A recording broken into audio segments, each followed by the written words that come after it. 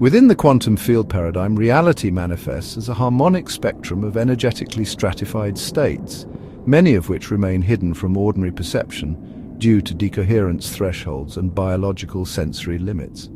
Among them flows a distinct form of energy intimately bound to the presence of life itself, a luminous, animating current that transcends mere biology.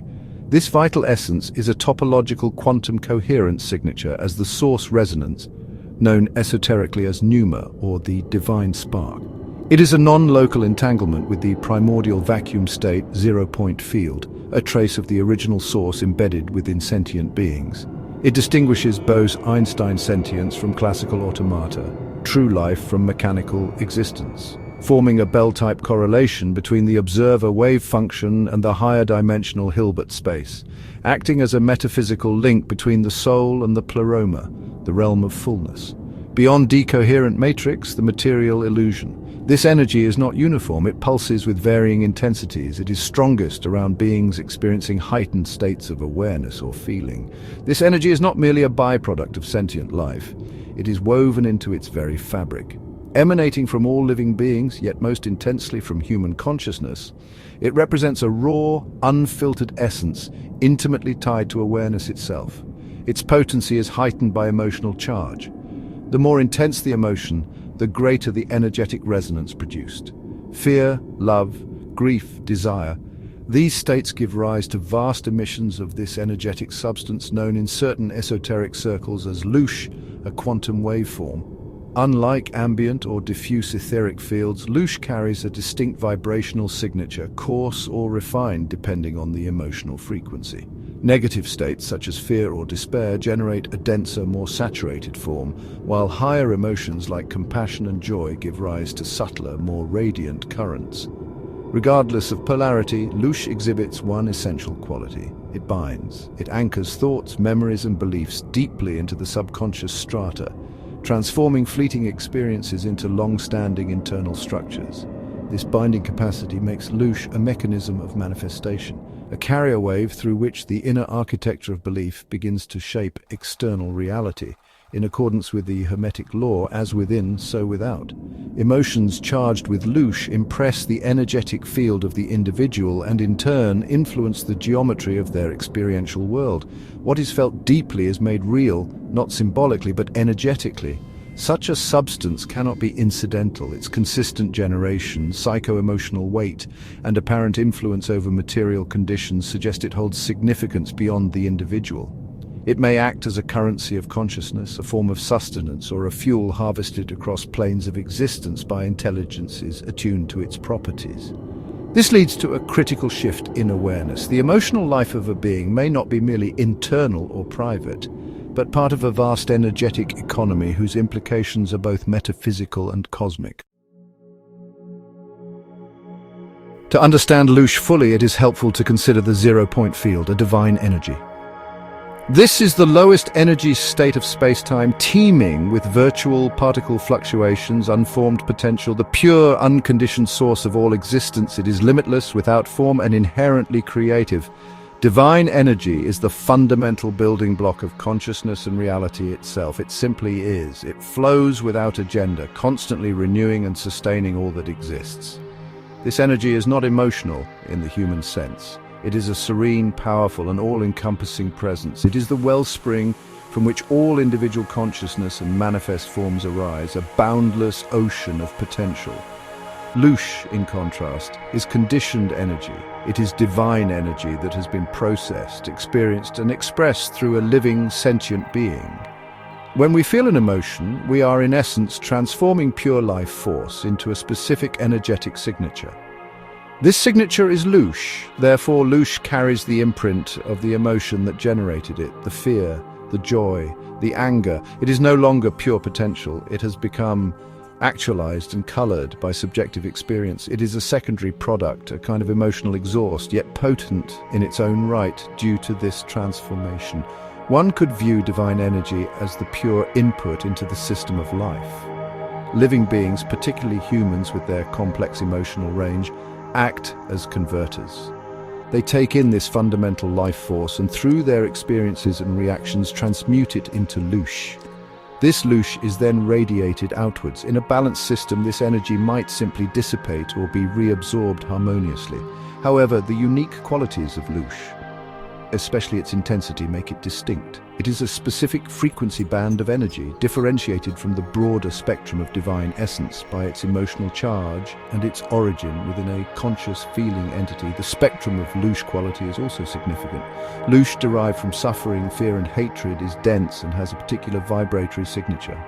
Loosh from love, joy and compassion is lighter, more refined. This suggests that while all looshes transform divine energy, its ultimate utility or desirability to other entities might vary. The coarsened loosh, born of negative states, seems to be of particular interest to certain types of non-physical consciousness. This distinction is crucial when considering the dynamics of energy exchange in the wider cosmos, hinting at a selective appetite for specific emotional flavors. A primordial rupture tore through the unified field of divine consciousness, fracturing the original harmony of existence and setting into motion the birth of duality in the material cosmos. This event is known as the Ionic Fracture, a cosmic split within the zero-point field, the pleroma, where a disruption in harmony occurred. In ancient Gnostic wisdom, it refers to the divine eons falling out of alignment. As a result, the human experience became bound to emotional energy, or loosh, which acts as a binding agent, embedding subconscious patterns into the fabric of reality, giving rise to the mirrored world of as within, so without. It is a division or shattering within the pleroma, the totality of divine powers or emanations. This fracture was not a physical event in our sense, but a disruption in the harmonious flow of cosmic energies and consciousness. It created a separation, a kind of schism within the higher spiritual realms. This event is said to have occurred long before the creation of our material world as we know it. This cosmic disturbance led to significant imbalances. It created conditions where not all emergent consciousness was perfectly aligned with the original divine source, or the pleroma. From this fracture, forces, literal entities, arose that were incomplete and distorted in their nature. These forces are disruptive archetypal quantum interference patterns, often referred to in Gnostic lore as archons or rulers. They came into existence in a domain somewhat cut off from the fullness of the zero-point field, from the divine light and sustenance, like echoes born from shadows. This separation defined their fundamental characteristics and their subsequent interactions with other parts of creation. These disruptive archetypal quantum interference patterns, the archons, are therefore often depicted as existing in a state of inherent lack.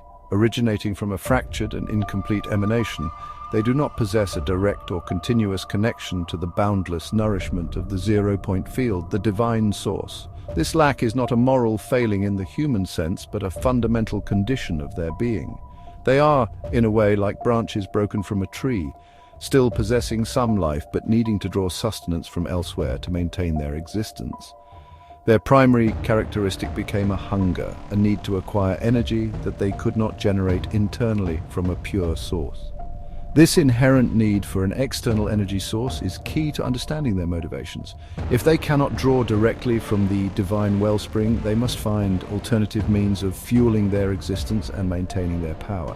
This sets the stage for their profound interest in loosh. Beings like humans, capable of generating vast quantities of potent emotional energy, would naturally become a focus for these forces for archonic attention.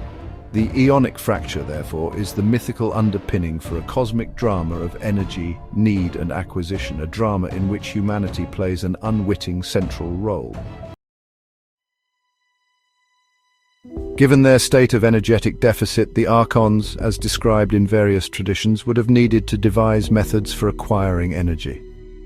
They turned their attention to planes of existence where energy is actively generated. Loosh, the emotional energy radiated by sentient beings, became their target. It is a readily available and potent source of sustenance for them. The mechanisms for this harvest are subtle, often operating below the threshold of normal human perception. Yet their effects can be profound on a collective and individual level. Humanity, with its vast emotional spectrum and large population, became a prime source for this loosh. While positive emotions also generate loosh, it seems that the archons have a particular preference or need for the denser, more chaotic energy produced by strong negative emotions. Fear, anxiety, anger, hatred, and suffering create a form of loosh that is particularly nutritious or compatible with their own vibrational state.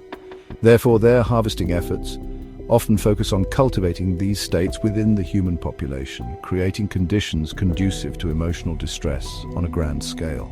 The harvest itself is not usually a direct physical act of siphoning. Instead, it involves the subtle manipulation of human consciousness, environments, and societal structures. This can be achieved by fostering division, conflict, and fear through various means. By influencing thought patterns, belief systems, and even large-scale world events, conditions are created that predictably lead to widespread emotional turmoil. This turmoil then generates the desired loosh, which these entities can absorb. It is a form of psychic or energetic parasitism where the host is often unaware of the drain. This process represents a significant inversion of natural energy flow. Ideally, energy generated by individuals would contribute to their growth, creativity, and the overall harmony of the collective.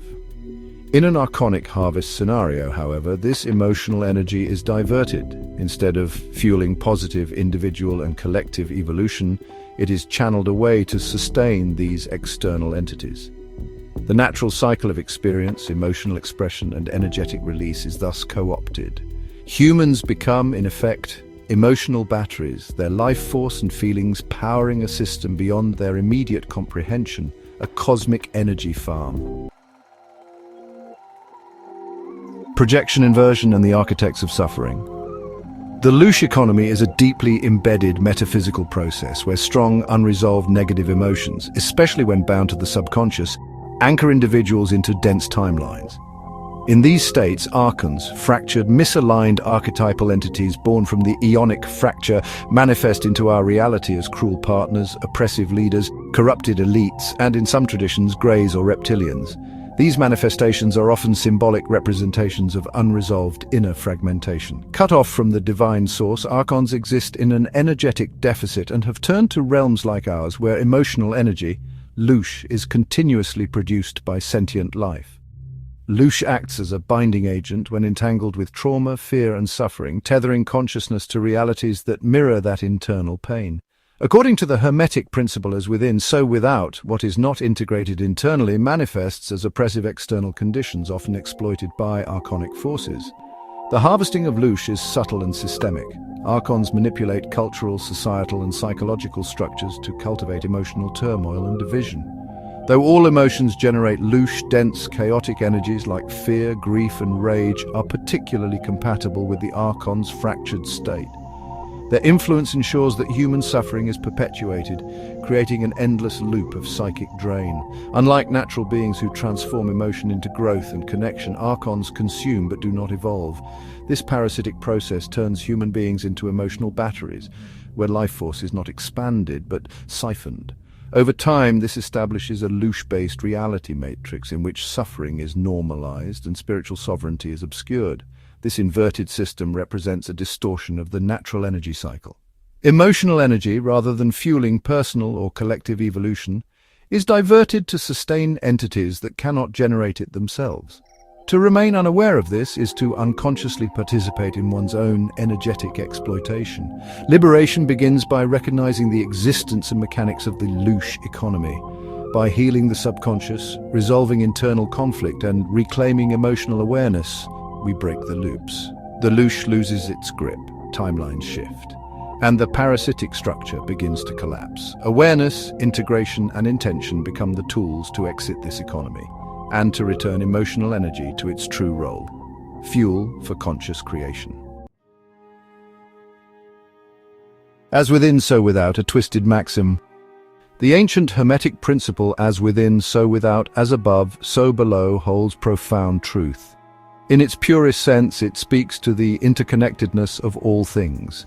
It suggests that our inner state of consciousness, when aligned with divine order and harmony, will naturally reflect in a harmonious outer reality.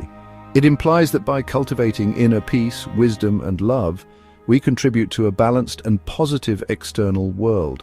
This principle highlights our co-creative power when used in conjunction with universal laws of resonance and attraction. However, within the context of the Loosh harvest, this sacred maxim can be insidiously twisted and used as a tool of deception.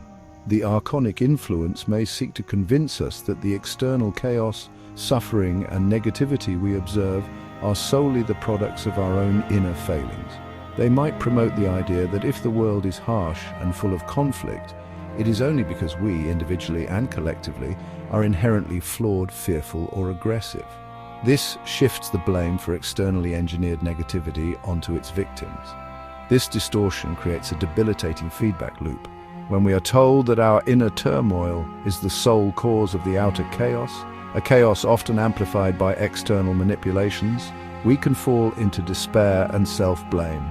This generates even more of the low-frequency emotional energy, the very loosh that these entities seek. We feel powerless to change the external world because we believe its negativity is an inescapable reflection of our own flawed nature. This belief disempowers us and keeps us trapped in cycles of suffering, efficiently producing what is desired by the harvesters.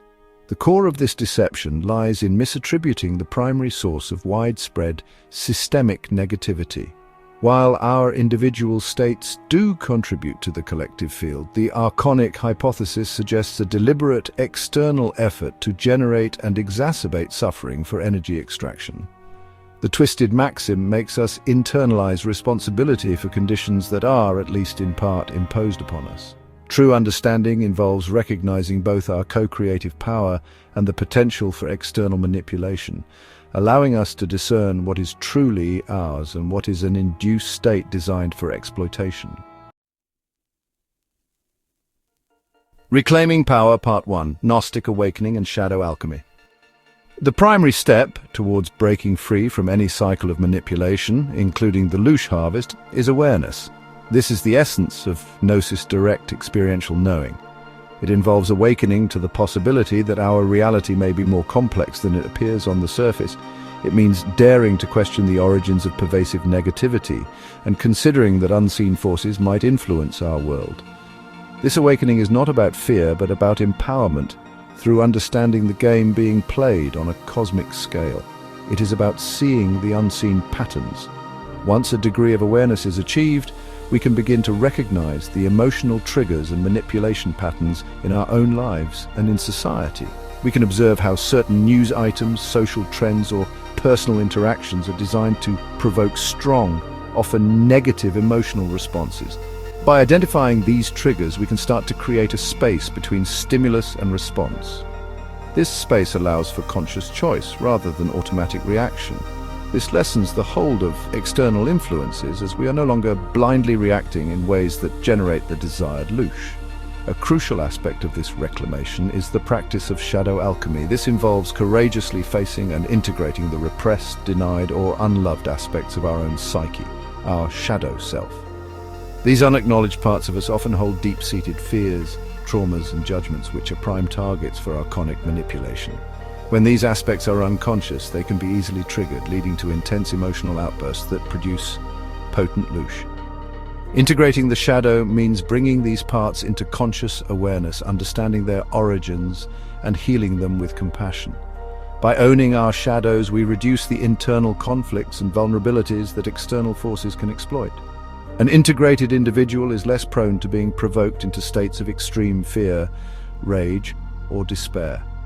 The energy that was once locked in internal struggle is liberated for conscious use. This process diminishes the production of the highly charged negative loosh that is supposedly so palatable to archons. We become less of an energetic feast and more of a sovereign being, stable and centered in our own authentic power, thereby reducing our appeal as a target. Reclaiming Power Part 2: Energy Sovereignty and Conscious Creation. Cultivating energy sovereignty is the next vital stage in reclaiming our power. This means taking deliberate, conscious control over our emotional states and energetic output. It is about becoming the master of our inner domain rather than allowing external events or influences to dictate our feelings and reactions. This involves practices such as mindfulness, emotional regulation techniques, and a commitment to maintaining a centered, balanced perspective, even amidst chaos. We learn to choose our responses, understanding that our emotional energy is a precious resource not to be squandered or given away unconsciously. Choosing not to feed the system is a powerful act of rebellion against any perceived energy harvest. When we consciously decide not to engage in prolonged states of fear, hatred, or despair, we effectively starve those entities that might rely on such energies. This does not mean suppressing emotions, but rather processing them wisely, understanding their messages, and then returning to a state of equilibrium. It is about refusing to be an unwilling Loosh generator. This conscious withdrawal of energetic fuel can, if practiced widely, significantly impact the viability of any parasitic system. Furthermore, we can actively focus on generating positive emotions. Cultivating love, joy, compassion, gratitude, and peace creates a different kind of energetic signature. This higher frequency Loosh is often considered less palatable or even repellent to entities attuned to negative energies. By consciously choosing to inhabit these elevated emotional states, we not only improve our own well-being, but also contribute to a collective energetic field that is less hospitable to archonic influence. We shift the energetic environment, making it more aligned with health and harmony rather than distress and discord. Finally, we can engage in conscious creation. This means using our focused intention and emotional energy to project and manifest our desired reality, one based on harmony, freedom, and mutual respect. By realigning with the true meaning of as within, so without, we can begin to build an inner state that, when projected outward, contributes to a world that reflects our highest aspirations. Instead of our energy being siphoned to maintain a distorted reality, it is channeled towards the creation of a reality that supports spiritual evolution and true well-being for all, breaking the cycle of energetic servitude. The cosmic irony and the Archon's endgame. There is a profound cosmic irony inherent in the position of the Archons, as described in these esoteric narratives. For all their supposed power and ability to manipulate, they are entirely dependent on that which they are not, and upon beings they seek to control. They require the light, the life force, the emotional energy, the Loosh of others to sustain their own existence. They do not possess an internal self-sustaining source of this vital energy. This dependency is their fundamental limitation and their ultimate vulnerability. Their existence, if these theories hold true, is fundamentally parasitic. A parasite cannot thrive without a host. If the host becomes aware, if it ceases to provide nourishment, or if it transforms the type of nourishment into something unusable by the parasite, then the parasite's power diminishes. Without a steady supply of the specific Loosh they require, archonic entities would inevitably weaken. Their intricate systems of control and manipulation are all geared towards ensuring this energy supply, highlighting their inherent lack and constant need, a stark contrast to the self-sufficient nature of truly sovereign beings. The final revelation in this cosmic drama may be linked to human awakening. As more individuals become aware of these energetic dynamics, as they reclaim their emotional sovereignty and learn to manage their own energy, the available supply of easily harvested negative Loosh dwindles. The food source diminishes. Consequently, the Archon's influence and ability to maintain their control structures would naturally wane. This is not necessarily a battle fought with weapons, but a shift in consciousness, an energetic transformation that changes the rules of engagement. The ultimate outcome could see these entities either fade from significance due to lack of sustenance, or perhaps face a crisis that forces them towards their own form of transformation. If the energy they feed on is no longer readily available, they must either adapt or diminish. The restoration of balance in the cosmos might involve humanity fully reclaiming its energetic autonomy, thereby healing the fractures not only within itself, but also potentially influencing the broader cosmic environment. The power, ultimately, resides with the Loosh producers should they choose to wield it consciously.